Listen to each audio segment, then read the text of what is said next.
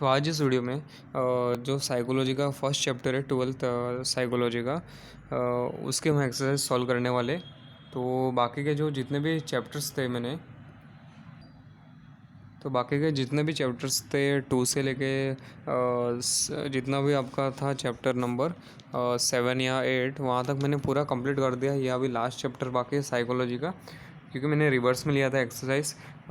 तो चलो चालू करते हैं अभी सीधा डायरेक्ट एकदम। तो एक्सरसाइज पेज नंबर आपको 11 पे मिलेगा। तो पहला क्वेश्चन क्या है, question number 1, till 1879 psychology was a branch of. तो साइकोलॉजी 1879 तक किसका ब्रांच था? ये फिलोसॉफी का ब्रांच था। ठीक है, मैं सर्कल करके बता देता हूँ आपको। ठीक है, ये देखो फिलोसॉफी, जूम करके भी एक बार देख लो। ये देखो सर्कल कर दिया है, अभी देख लो फिलोसॉफी। तो till 1879 psychology was a branch of philosophy. और सेकंड वन क्या, psychology is a dash science. Psychology is a social science. ठीक है, कंफर्म कर लो, psychology is a social science. Psychology is a social science. और third one क्या है, dash is considered as the founder of psychoanalysis. तो कौन था जिसे हम फाउंडर ऑफ साइको एनालिसिस बोलते हैं? फाउंडर कौन था साइको एनालिसिस का? Sigmund Freud. ठीक है, सिगमंड फ्रूड, यार जो आपको बोलना है वो बोलो। Sigmund Freud was the is considered as the founder of psychoanalysis. अभी क्वेश्चन नंबर 2 सीधा हम चालू करते हैं कि पहला क्वेश्चन दिया, क्या दिया ग्रुप ए में, स्ट्रक्चरलिज्म।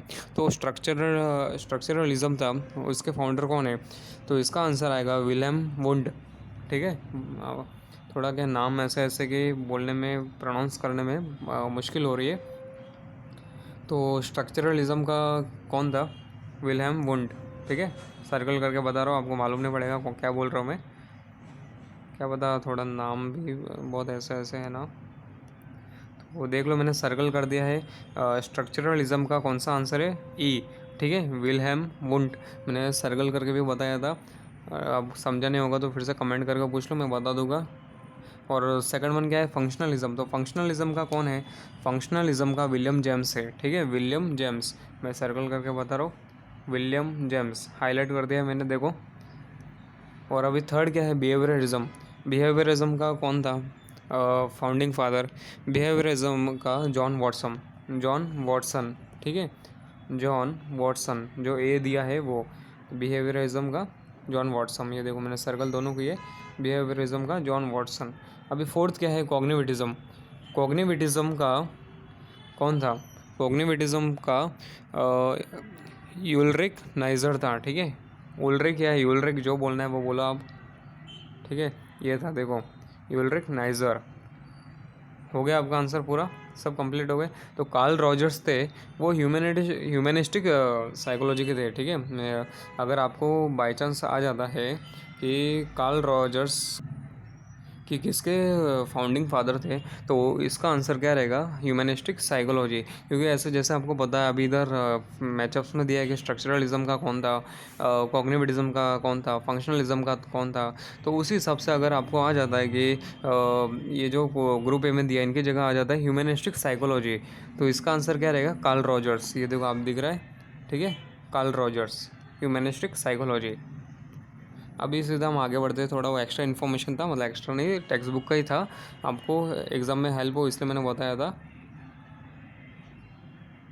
और अभी क्या है, ट्रू और फॉल्स है। क्वेश्चन नंबर 3 का फर्स्ट क्या है, psychology is the study of mental processes. तो वो ट्रू है, psychology is the study of mental processes, true. First one क्या है, ट्रू।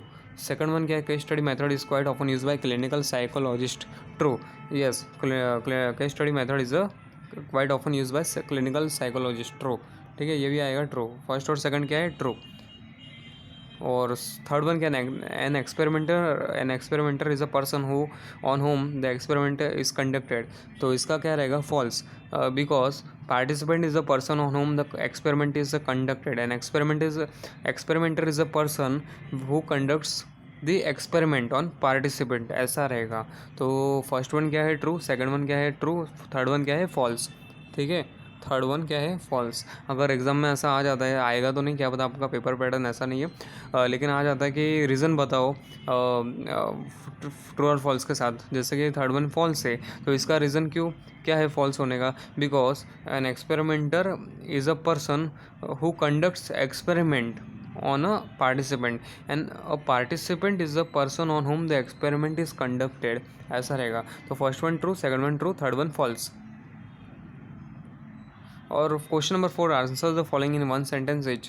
तो पहला क्या दिया है, in which year the first psychology laboratory was established.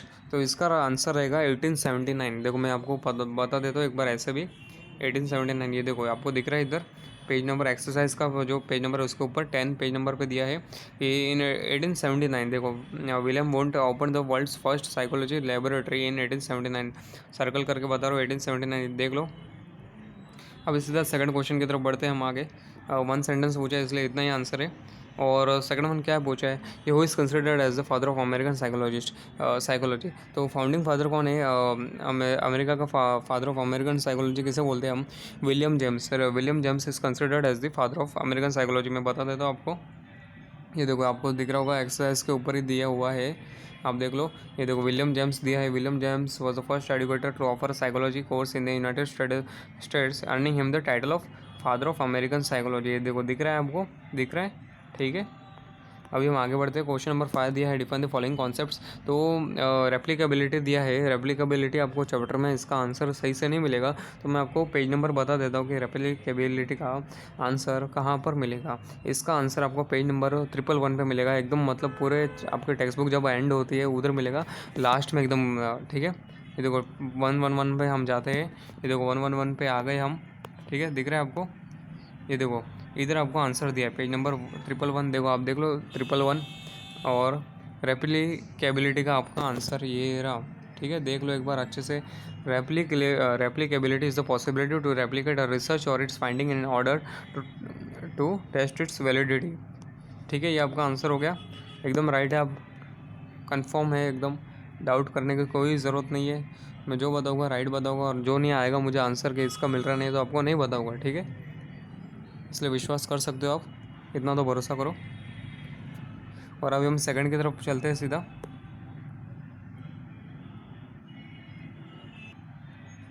तो क्वेश्चन नंबर 5 का सेकंड क्या है, कोरिलेशन कोएफिशिएंट। इसका आंसर भी आपको जैसे थोड़ा 109 पे मैं बता देता हूँ और थोड़ा 7 पे बता देता हूँ, ठीक है। तो पहला हम क्या कर लेते कि पेज नंबर 7 पे जाते हैं, थोड़ा आंसर उधर से लिखो, पेज नंबर 7। इसका आंसर क्वेश्चन नंबर 5 का सेकंड, कोरिलेशन कोएफिशिएंट। तो पेज नंबर 7 पे जाते हैं हम, पहला पेज नंबर 7, ठीक है। ये देखो पेज नंबर 7 पे हम आ गए, तो इधर देखो दिया है, मैं सर्कल करके बताता हूँ। Correlation coefficient is always a number between -1 to +1। The sign positive और negative of a correlation coefficient indicates the strength of the relationship between the variables, ठीक है। ये इतना लिख के आप कौन सा अभी लिखोगे, पेज नंबर 109 वाला, ठीक है, इतना आपको लिखना है। और फिर बाद में थोड़ा ऐड करना है 109 वाला, ठीक है। 109 पे हम जाते हैं सीधा एकदम चैप्टर के पूरे टेक्स्ट बुक के एंड में जाते हैं, एकदम ग्लॉसरी में जाते हैं, ठीक है। देखो पेज नंबर 109 पे हम आ गए हैं। एक मिनट, PDF है, हाँ थोड़ा टाइम लगता है इसको लोड होने में अच्छे से। ये देखो पेज नंबर 109, एक मिनट,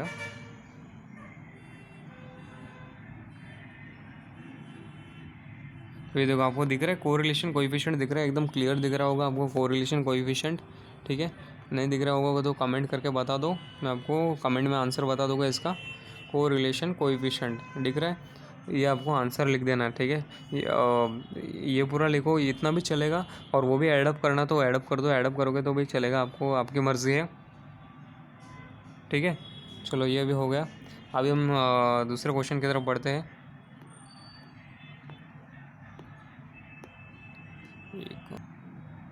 तो फिर से हम अपने एक्सरसाइज के इधर आ गए हैं। तो क्वेश्चन नंबर 6 क्या है, right short notes on the following.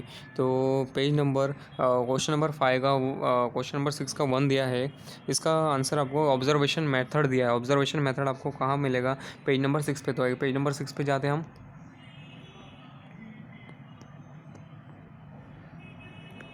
Page number 6, तो ये देखो पेज नंबर 6 पे हम आ गए हैं।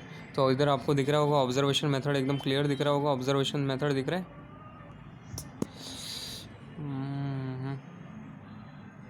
तो ये देखो पेज नंबर 6 पे हम आ गए। ऑब्जर्वेशन मेथड आपको दिख रहा है, ये देखो, देख लो आप ऑब्जर्वेशन मेथड। तो इधर आपका आंसर है कि observation method is a research method which is very useful in the areas where experiments can not be conducted. और it is a method in which, ठीक है, ये दिया पहला पैरा लिख दो, और सेकंड पैरा का थोड़ा आपको 2-3 लाइन एडअप कर दो, या फिर फर्स्ट पैरा भी लिखा तो भी इतना भी इनफ है। ठीक है, शॉर्ट नोट पूछा है तो हम चलो आगे चलते हैं अभी थोड़ा। सेकंड क्वेश्चन क्या दिया, सर्वे मेथड। तो सर्वे मेथड आपको कौन से पेज नंबर पे मिलेगा, उसके ऊपर 6 के ऊपर 5 पेज नंबर। ठीक है, 5 पेज नंबर पे हम जाते हैं, पेज नंबर 5 पे जाते हैं हम। तो ये देखो पेज नंबर 5 पे हम आ गए हैं। सर्वे मेथड आपको दिख रहा होगा। सर्वे मेथड एकदम क्लियर है, एकदम पूरा दिख रहा है सामने। Survey method is defined as a research method used for collecting data from a predefined group of respondent sample to gain information and insights on various topics of interest such as political opinion, consumers opinion, ठीक है, preferences. और बाद में थोड़ा example आपको जैसे थोड़ा बता देना कि इसका एडवांटेज, जैसे इकोनॉमिकली एफिशिएंट है method of data collection. Survey can be undertaken using email, telephonic calls और direct interaction with the respondent. जैसे आप एग्जांपल क्या दे सकते हो, जैसे कि आप देखोगे कि जैसे आप कभी अपने स्कूल के बाहर, जैसे छुट्टी होने के बाद बाहर जाते होगे तो कुछ लोग आपको मिल जाते होगे, तो आपको बोलते होगे आपका नाम बताओ, आप ये कोर्स लेना चाहोगे क्या नहीं, आपके फ़ोन नंबर्स, आपके डिटेल्स देते। तो वो सर्वे मेथड जैसे ही थोड़ा उसके जैसे ही आपका, क्योंकि डेटा कलेक्ट कर रहे हैं। हाँ, ठीक है। और कभी कभी कुछ अलग भी ऐसा पूछते होगे, किससे रिलेटेड बोलते होगे कि हम सर्वे करने आए हैं, हमें आपका थोड़ा इन्फॉर्मेशन दे दो। उस हिसाब से एग्जाम्पल देख सकते हो। और ये सर्वे मेथड का आंसर आपका पूरा हो गया। चलो हम आगे बढ़ते हैं अभी। क्वेश्चन नंबर 6 का थर्ड क्या है, केस स्टडी मेथड। तो केस स्टडी मेथड का आपको आंसर पेज नंबर 6 पे मिलेगा। पेज नंबर 6 पे जाते हैं हम। केस स्टडी मेथड का आंसर 6 पे है। तो ये देखो केस स्टडी मेथड आपको दिख रहा है, ठीक है। तो केस स्टडी मेथड का इधर से आपको लिख देना है। Case study method is one of the qualitative research method use in psychologist. This method mostly use by clinical psychologist Freud and Jean पियाजे were two important figures to use case study method. इस हिसाब से आपको ये पूरा case study method का answer लिख देना है, और आपका आंसर हो गया, ठीक है। और बाद में थोड़ा आपको किधर से एडअप करना है कि पेज नंबर 6 का ये राइट साइड में सेकंड पैरा दिया, in case study method researchers collect information about a particular individual from multiple sources such as parents, family members, peer, teachers, colleagues etcetera to assess the individual's current level of psychological functioning. ठीक है, case study method के लिए इतना enough है। चलो ये हो गया अभी।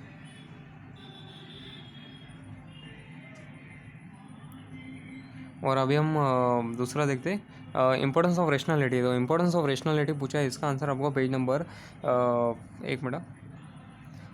9 पे मिलेगा। पेज नंबर 9 पे मिलेगा, ठीक है। इंपॉर्टेंस ऑफ रेशनलिटी पूछा है हमें, तो पेज नंबर 9 पे जाते हैं हम।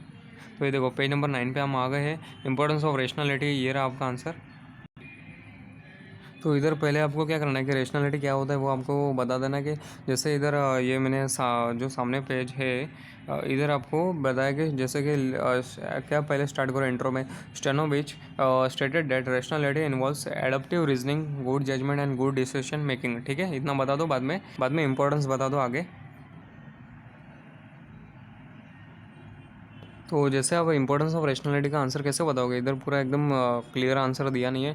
तो जैसे ये कैरेक्टरिस्टिक्स बता है रेशनलिटी के, तो आपको कैसे बताना है कि rationality helps in understanding self interest and social interest. फिर बाद में जो पैरा में दिया है थोड़ा इसका 2-3 लाइन उठाना है। तो ये फर्स्ट पॉइंट हो गया, ठीक है, इस हिसाब से लिखो। और बाद में सेकंड क्या करना है आपको कि rationality helps in self direction. कैसे, rational people assume primary responsibility for their own lives rather than demanding और नीडिंग एक्सेसिव सपोर्ट और नर्चरेंस फ्रॉम अदर्स। तो जैसे कि जो रेशनल पर्सन होगा वो ऐसा नहीं सोचेगा, किसी दूसरे के ऊपर डिपेंड नहीं रहेगा या फिर दूसरे की तरफ से हेल्प की उम्मीद नहीं करेगा, खुद से ही सब करने का ट्राई करेगा, ठीक है। और सेकंड क्या है, ये थर्ड क्या करना है कि रैशनैलिटी हेल्प्स इन टॉलरेंस और अंडरस्टैंड टॉलरेंस, ठीक है। जैसे कि अगर कोई टॉलरेंट पीपल रहेगा, वो हर इंसान के जो ओपिनियंस है या फिर व्यूज़ है या फिर जो उसका कहना है वो एक्सेप्ट करेगा, ठीक है। ना कि ऐसा बोलेगा मेरा ही सब सही है और तुम्हारा सब गलत है जो बोल रहे हो आप, ऐसा उस हिसाब से वो बताना है आपको। बाद में रैशनैलिटी हेल्प्स इन फ्लेक्सिबिलिटी, जैसे जो रैशनल रहता है वो फ्लेक्सिबल इंसान थोड़ा रहता है, ठीक है। उस हिसाब से मैं सब जो पॉइंट है आप उस हिसाब से आप लिख दो, बस हो गया।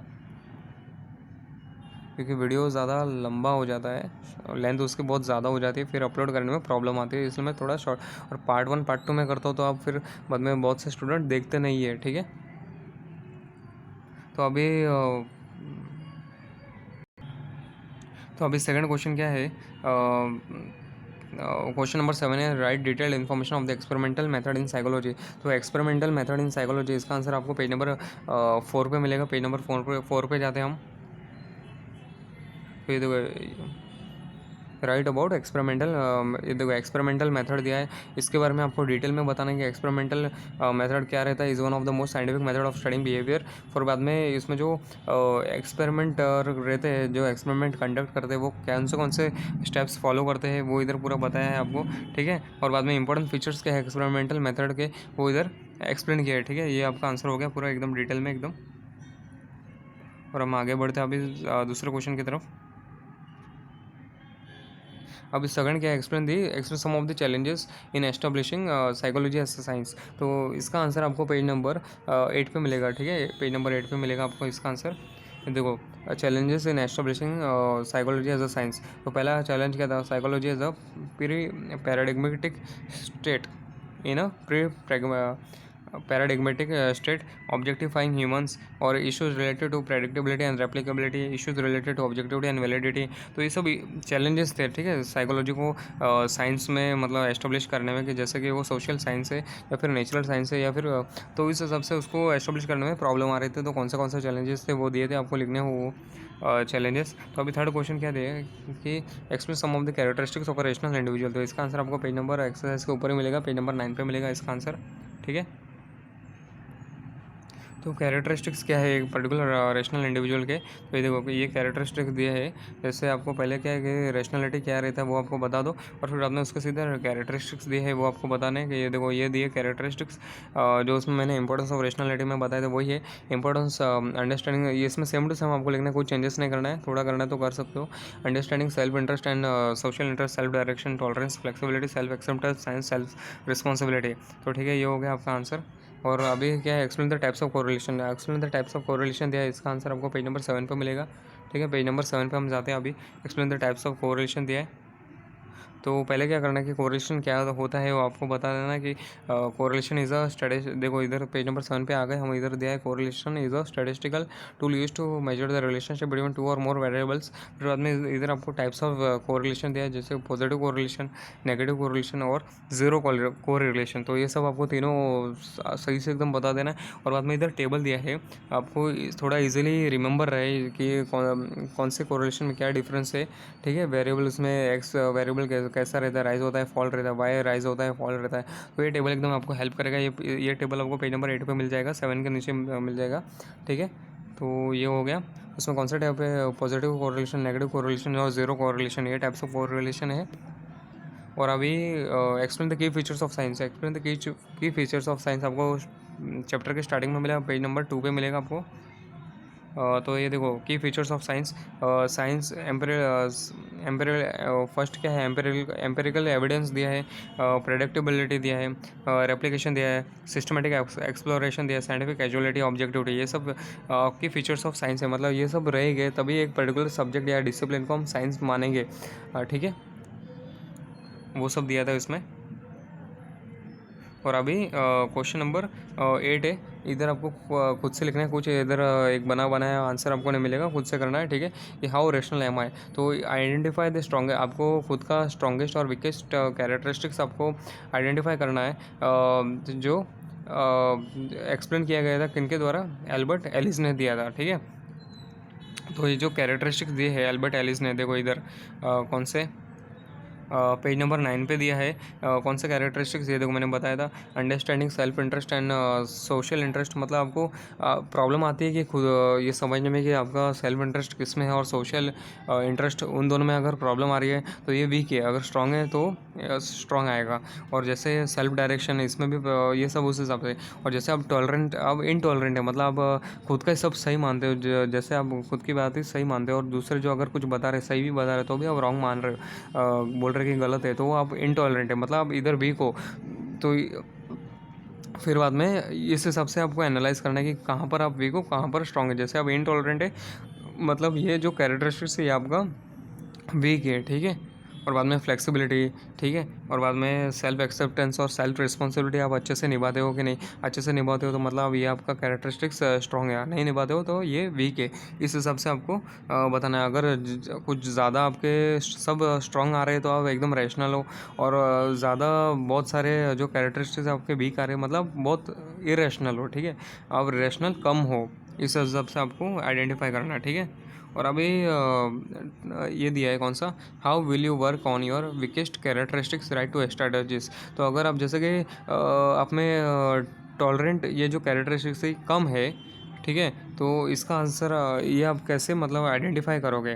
तो इधर आपको कैसे, जैसे आप टॉलरेंट कम हो तो आप कैसे धीरे धीरे हैबिट लाओगे कि आप लोगों का भी सुनोगे, थोड़ा लिसनिंग, उनकी बात सुनोगे, समझोगे, इस हिसाब से आपके टॉलरेंसी डेवलप होगी, आप उनके व्यूज़ एक्सेप्ट करोगे, उनकी बात मानोगे, तो इस हिसाब से आपका ये स्ट्रॉन्ग हो जाएगा। जो इधर दो स्ट्रेटेजी आपको बताना है कि लिसन केयरफुली और बाद में रिस्पेक्ट द पर्सनस ओपिनियन, ठीक है, व्यूज़, इस हिसाब से स्ट्रेटेजी आपको बताना है। और ये आपका हो गया आंसर। ठीक है, और थैंक यू। अच्छा लगा होगा तो वीडियो को लाइक करो, और नहीं लगा तो डिसलाइक करो, तो इससे मेरे को मालूम पड़ेगा कि मैं अगर वीडियो अच्छा बना रहा हूँ कि आपको पसंद आ रहा है कि नहीं, इस हिसाब से। इसलिए मैं बोलता हूँ कि लाइक करो, डिसलाइक करो, और बाद में सब्सक्राइब करो अच्छा लगा हो तो, और थोड़ा शेयर भी कर दो। ठीक है, थैंक यू।